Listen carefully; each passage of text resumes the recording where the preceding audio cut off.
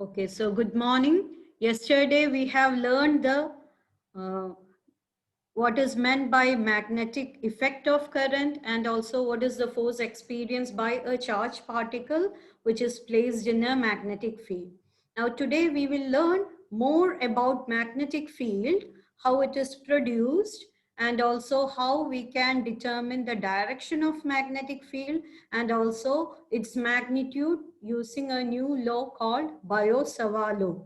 And later we will use this Biot-Savart law for deriving the magnetic field produced by different current carrying conductors. So let us see what is that. So today we will learn what is meant by magnetic field. You will already have an idea, but let us define it. Magnetic field, as you know, is there around any permanent magnet. For example, here you can see a bar magnet with north and south direction, and these lines represent the magnetic field surrounding it. So you have already learned that a moving charge or a permanent magnet Teacher, produces a magnetic field. Yes? Yes, You tell. didn't share the screen. so you didn't share the slide. You can't see the slide? No, you didn't share. Okay, let me share the slide. I thought I shared the slide. Okay. Can you see the slide now? Yes, teacher. Okay. So we are learning in this class what is meant by magnetic field. So magnetic field, as you know, exists around a permanent magnet. Here you can see a bar magnet and the magnetic field lines around it represents the magnetic field. And we also learned in the last class that a moving charge or current in a conductor produces a magnetic field. So either a moving charge or a permanent magnet produces a magnetic field around it. And the force experienced by a unit charge moving perpendicularly to the magnetic field with unit velocity is called the magnitude of the magnetic field. So here, yesterday we learned force experienced by a moving charge. F is equal to QVB sine theta. So rearranging that equation, you can find B is equal to F divided by QV sine theta. Okay, so based on this equation, the magnetic field is defined as the force experienced by a unit charge, which means Q is equal to 1, moving perpendicularly to the magnetic field, which means sine theta is equal to 90, theta is equal to 90 degree. So sine theta will be 1. And unit velocity, which means V is 1. So Q, V and sine theta is 1, then B will become equal to F. So using this equation, they have defined magnetic field as the force experienced by a unit charge moving perpendicular to the magnetic field with unit velocity. So is that clear to you how they define the magnetic field? Yes, teacher.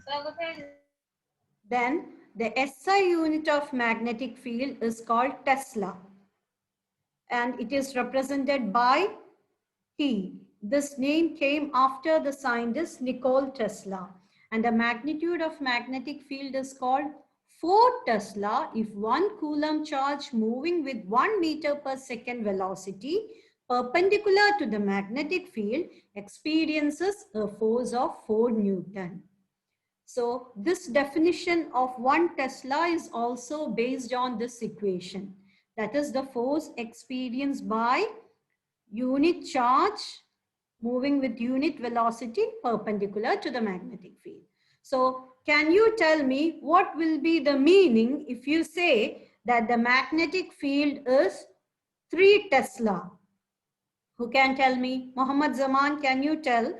What do you mean by telling magnetic field at one position is 3 Tesla.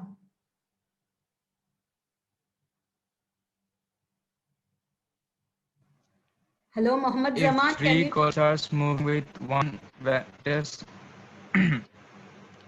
Teacher, can you hear me? Yes, no.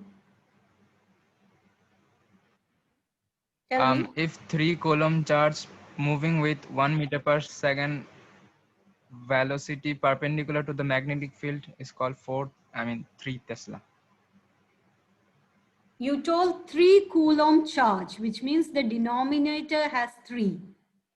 It Okay, should sorry. be Sorry. 1 coulomb charge with 3 meter per velocity. 3 meter per second velocity means again 3 is in the denominator. So it should be 1 coulomb charge moving with 1 meter per second. 3 Newton. Sorry. 3 Newton. Is that clear?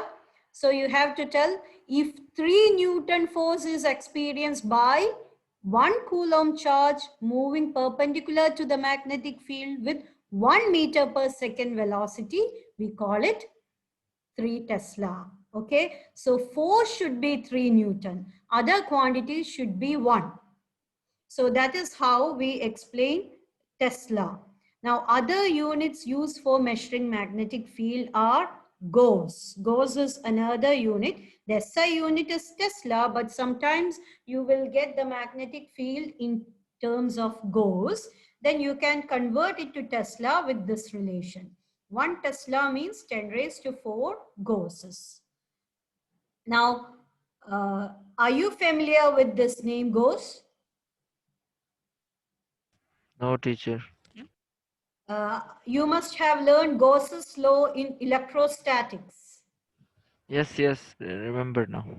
Yeah, so Gauss is also the name of a scientist. Another unit for magnetic field is Weber per meter square.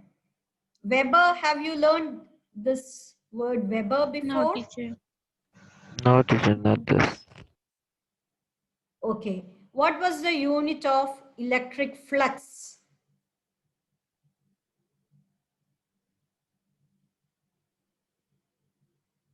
You don't remember.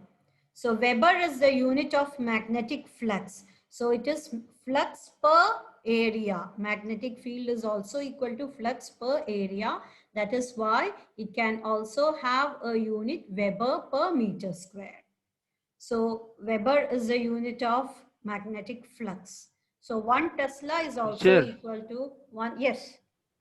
Teacher, the unit of electric flux was Newton meter square per coulomb. Yeah, that is derived, right? You didn't learn a single word for that. A single word means A single name like Tesla. Again, you can also no. that 1 Tesla will be equal to 1 Newton per coulomb per meter square. Okay, you gave me such an explanation for flux, unit of flux. So one single word for flux, the unit of flux is Weber. Yes. So 1 Tesla also means 1 Weber per meter square. So if you see in problems, magnetic flux expressed in Weber per meter square or Gausses, don't get confused. You will have to convert that to Tesla with this equation. If it is Weber per meter square, you can directly use that value for calculation. Now, what can you see around this bar magnet? You can see The South Pole and the North Pole. North Pole and South Pole. And you can also see some lines, right? These lines are Yes. magnetic field lines. Now, how are they directed? From what to what? From which pole to which pole? North to south. Yeah, so this magnetic field lines are those lines along which if a charged particle moves, whatever velocity it has experienced no magnetic force. Yesterday we discussed under what circumstances even if a charged particle is moving in a magnetic field, it will not experience a force. Do you remember? We discussed that the magnetic, if the charged particle is moving in the same direction of the magnetic field, it will not experience force. So if it is moving along the magnetic field lines and it will not experience force, so this is the direction of the magnetic field. So these directions are also directions of the magnetic field. So can you tell me the magnetic field is directed from which pole to which pole? Looking at this figure.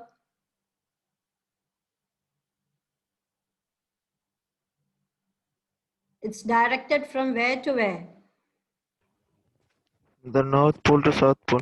Yeah, it is directed from North Pole to South Pole. So magnetic field lines are representing the magnetic field. They are drawn in the same direction as that of the magnetic field. And in the case of a bar magnet, it is directed from North Pole to South Pole.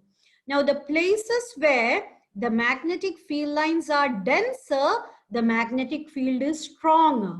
And where the magnetic fields are further apart, there the field is weaker.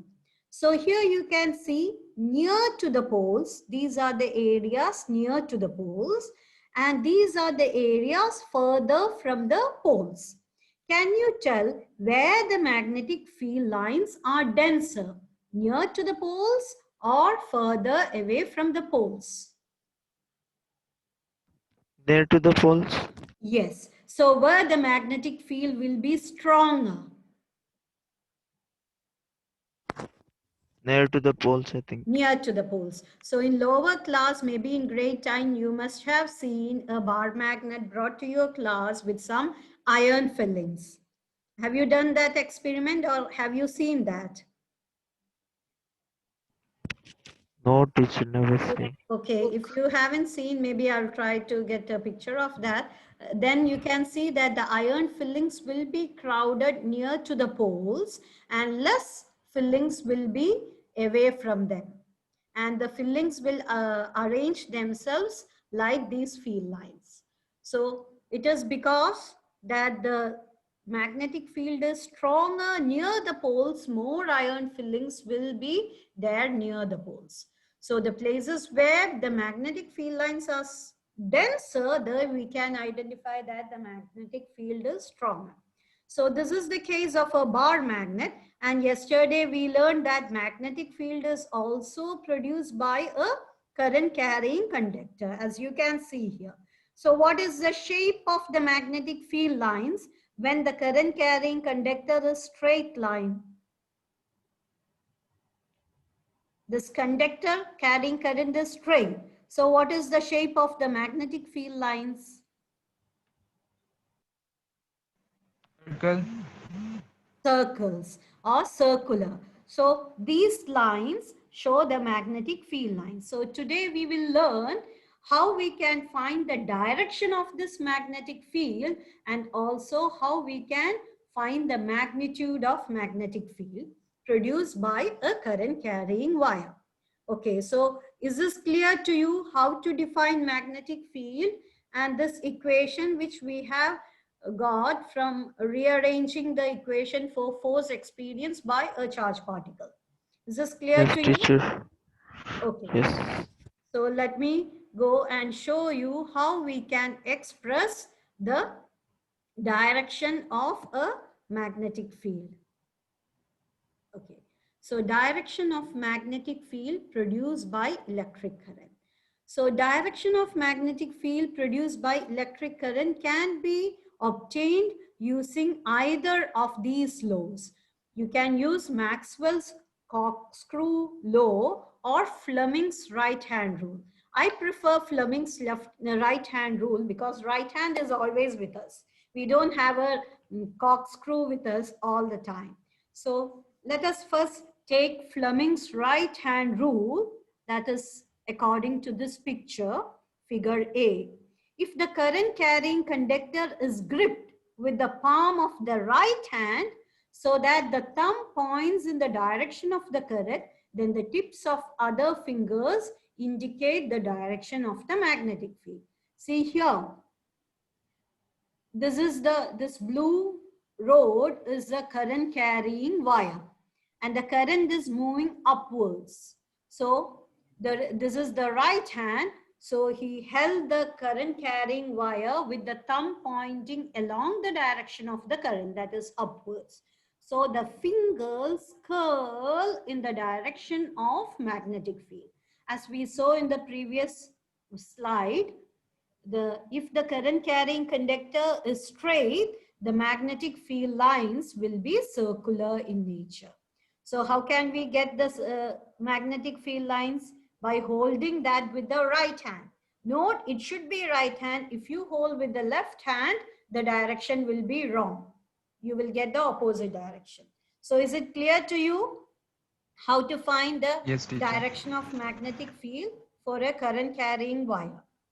Now the same can be determined using Maxwell's corkscrew law. If a right-handed screw is rotated along a current carrying conductor in the direction of the current, which means when you rotate the screw, it advances in the direction of the current. Here current is in which direction? Upwards or downwards? Downwards direction, I think. Downwards. So your thumb will rotate, which means you will be rotating the screw with your two fingers, right? Thumb and maybe the first finger. So the thumb will rotate in the direction of the magnetic field. Here you can see the current is going up in this figure A, and the magnetic field lines are coming in this direction. So here it is going towards the right. Now, when here the current is coming down, so outer part is going towards the left. So the direction is changed. Can you see that? In these two figures, the current is in opposite direction. So is the magnetic field. Can you see? Yes, teacher. Okay. So these are two rules by which we can determine the current direction of the magnetic field produced by a current carrying wire. Now let us learn a law in order to find the magnitude of the magnetic field produced by the current carrying wire. And the law is called Biot-Savart law. So Bio is a scientist, Savart is another scientist. They together verified the law which was initially proposed by Laplace. So Laplace is the one who proposed this law, and it was experimentally verified by Biot and Savart. And now the law is known with their name, Biot-Savart law. So it is in the vector form and it includes integration. Do you remember Coulomb's law, which you studied in electrostatics? Can you tell me Coulomb's law? Teacher will say the definition. Coulomb's law, you can give me the equation. Either like F is equal to or E is equal to. Teacher, yeah, it was F is equal to K into Q1 into Q2 by R square. What is K? K is the constant. What is its value? Its value 9 point, I think. 9 into 10 raised to 9, right? Yeah, 9 into 10 raised to 9, yes. You must also have learned it as 1 by 4 pi epsilon naught. Yes, 4 pi Yeah. epsilon naught. So, and the electric field E is equal to 1 by 4 pi epsilon naught Q by R square, right? So, Yes. this is a similar law. So, what importance you give to Coulomb's law in electrostatics, the same importance should be given to Biot-Savart law in electromagnetism. So, the magnetic field is equal to mu naught by 4 pi integral I dl cross r. dl cross r means dl sine theta by r square. Here you can see r cap. What is r cap? This is the unit, I think. Unit vector. So, Yeah, unit vector. Suppose this XY is a current carrying wire. Okay. And DL is a small length, infinitely small length DL carrying a current I. So the magnetic field due to the small element DL carrying current I, which is usually called the current element IDL, the magnetic field due to this current element at a point P at a distance R from its center, making an angle theta with the current carrying wire, is equal to mu naught by 4 pi I dl sine theta by r square. So the statement of Biot-Savart law is, this law states that the magnetic field dB means the magnetic field due to the small element, okay? The magnetic field due to the small element is called dB. The magnetic field dB at a point P due to a small current element IDL of current carrying conductor is directly proportional to IDL, current element of the conductor. So dB is proportional to I, current, and also the length dl. Directly proportional to sine theta, where theta is the angle between dl and r, and inversely proportional to the square of the distance of point P from the current element.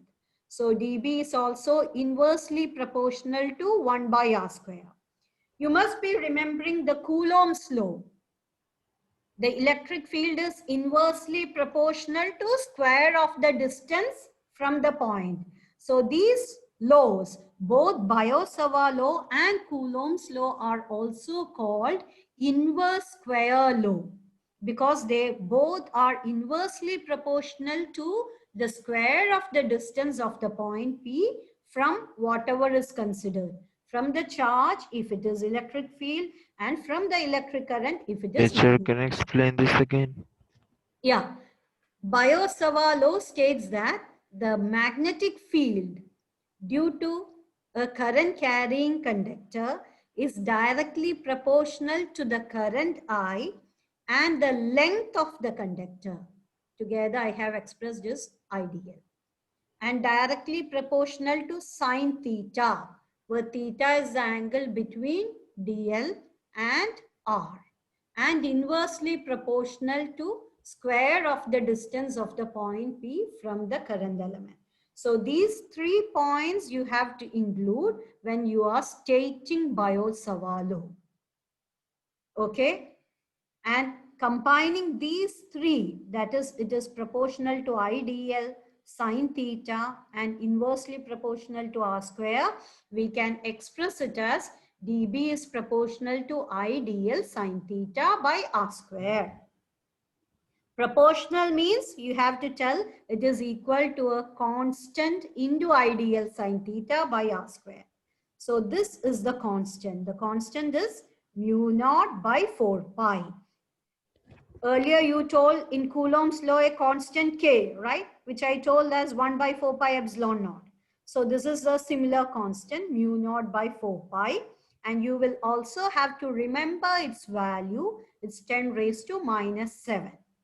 Now what is epsilon naught? Do you remember? What is epsilon naught in Coulomb's law? So there was a big value, I think. It was a constant value. It was the permittivity of free space. Electric permittivity of free space. You learned it as epsilon naught. Now this mu naught is called the permeability of free space. Mu naught is called the permeability of free space. So this actually represents the magnetic field when the current carrying conductor is placed in free space or in vacuum or in air. Okay, so in air, mu naught is equal to 4 pi into 10 raised to minus 7. That is why 4 pi by, mu naught by 4 pi is just 10 raised to minus 7. But if you are using any other medium other than vacuum or air, you have to use the permeability of that medium mu. So you will have to remember this formula, Biot-Savart law, the magnetic field due to a current carrying conductor. If you cannot learn this statement clearly, at least learn this formula. dB is equal to mu naught by 4 pi I dl sine theta by r square. Can you learn this? Because this is what we will Yes, be, teacher. this is what we will be using throughout. And we know that magnetic field is a vector. So they have shown here the vector form. Now, why are they integrating it? Because this is magnetic field only due to a small element. Now, to get the whole, for the whole conductor, we have to integrate it. That's why they have integrated it. So this is due to only the small element dl. Now, if you want the magnetic field due to the whole conductor, you will have to integrate it with for the Teacher, whole length. Yes. we have to learn calculus for this. You have to know integration. Yeah, for a derivation purpose, you will have to know integration, like there is sine theta. So you have to know the equations for trigonometric functions and also the integration of trigonometric functions. I don't think it will be coming much in the problems, but for derivation, you will have to use that. Okay. So Okay, I teacher. will show what are the formulas which you will have to memorize for derivation when we do that. So for the time being, what you have to remember is this formula. What is Biot-Savart law? If I ask you tomorrow, you can tell me this equation. What is this? B is equal to mu by 4 pi multiplied by IDL IDL. into R unit vector divided by R square. Cross, right? Not into. It's Cross cross. product, It's cross product. cross. Yes, yes. Sorry. So I'm telling here this, remember this formula, not this one. Because now I learned that whenever you are reading the cross product, you are reading it as into, which means you will miss out that sine theta. So I want you to memorize this formula instead. Okay. Okay, So when I teacher. ask you what is Biot-Savart law, you can tell me the magnetic field due to a current carrying conductor, a small element of a current carrying conductor, dB is equal to mu naught by 4 pi I dl sine theta by r square. What is I? Current. What is dl? Yes, yeah, More correct. length. What is theta? Angle between the length of the conductor and also the distance to the point. Okay. Then R is the distance Yes, between teacher. the conductor and the point. And what is mu Yes, naught? teacher, time finished. Yeah, it will finish now. Permeability of free space or vacuum. Yes. And then the value of mu naught by 4 pi is equal to 10 raised to minus 7. So we have learned few things in this class. One is a definition for magnetic field.